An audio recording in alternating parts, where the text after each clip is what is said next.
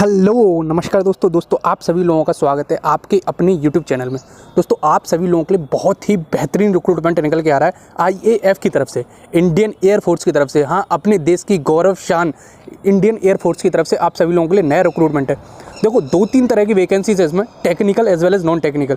तो हम खासकर टेक्निकल की बात करेंगे, फ्लाइंग ऑफिसर की पोस्ट पे आपका रिक्रूटमेंट होने वाला है, तो काफ़ी बेहतरीन रिक्रूटमेंट है। ठीक है, चलो डिटेल में डिस्कस करते हैं। देखो पहले मैं आपको एलिजिबिलिटी के बारे में बता देता हूँ, जिससे कि आपका टाइम वेस्ट बिल्कुल भी ना हो और जो भी एलिजिबल इंटरेस्टेड कैंडिडेट हो वो इस वीडियो को आगे कंटिन्यू कर सकें। तो देखो यार, इसमें अगर आपने बीई बीटेक कर रखी है तो आप इसमें एलिजिबल हो। ठीक है, और बीई बीटेक में भी अगर स्पेसिफिक ब्रांच की बात करूँ मैं, तो अगर आपने इलेक्ट्रॉनिक्स में कर रखी है तो आप इसमें एलिजिबल हो, और मैकेनिकल में कर रखी है तो आप इसमें एलिजिबल हो। ठीक है, तो केवल 2 ब्रांच वाले कैंडिडेट ही इसमें एलिजिबल हैं।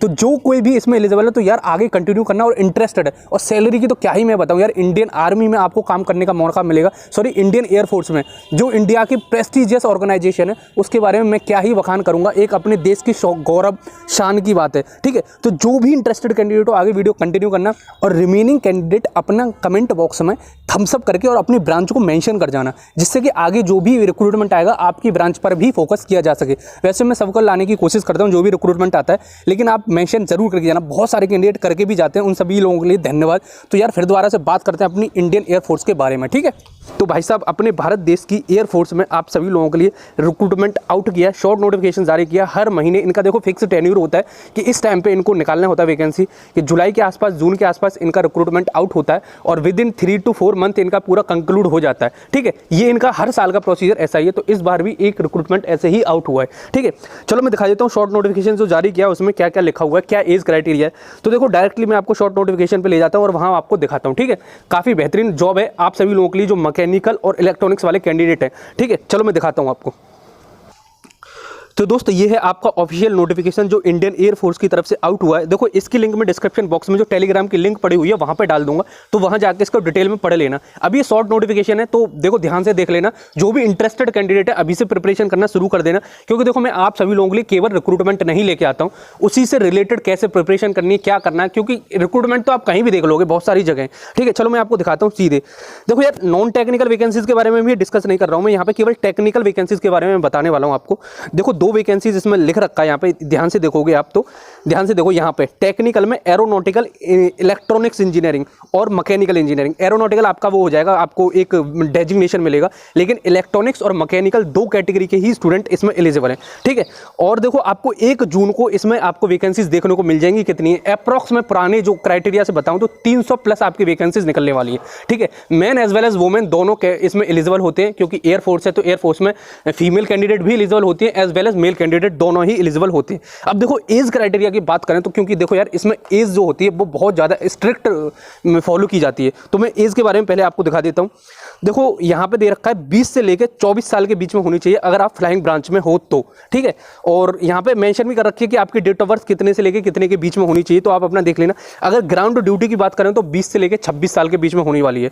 तो देखो यहाँ पे आपकी जो ड्यूटी होने वाली है वो होने वाली है फ्लाइंग में और ग्राउंड ड्यूटी। तो आपको 26 साल तक, अगर नॉन टेक्निकल में हो तो 26 साल तक एलिजिबल हो जाओगे। और जैसे देखो फुल नोटिफिकेशन आएगा तो मैं आपको प्रोवाइड कर दूंगा।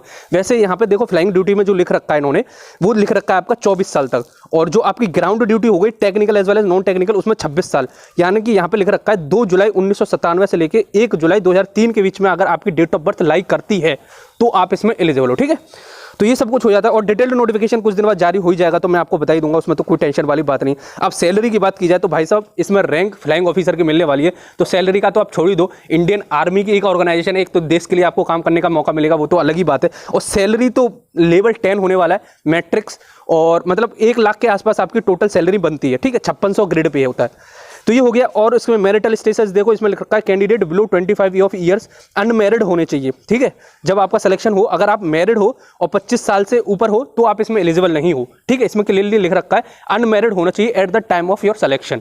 उसके बाद में शादी हो जाए तो डेट इज़ वेरी गुड। ठीक है, तो ये यहाँ पे लिख रखा है। और अलाउंस वगैरह सब कुछ मिलता है, ये इंश्योरेंस आपको 1 लाख का मिलता है कवर में, सब कुछ इसमें देखो यार फैसिलिटीज़ तो बहुत बेहतरीन होने वाली होती हैं आईएएफ में। इंडियन एयरफोर्स है तो बेहतरीन इंफॉर्मेशन होती है इसमें। मैरिटल स्टेटस यहाँ पे देखो एक बार और पढ़ के बता देता हूँ, बहुत सारे कैंडिडेट्स अगर जो मैरिड होंगे उनके लिए, candidate below 25 years of age must be unmarried. अगर 25 साल से कम हो तो आप अनमैरिड होने चाहिए, लेकिन 25 से 26 के बीच में हो तो मैरिड हो गए फिर भी चल जाएगा। ठीक है, यहाँ लिख रखा है इन्होंने।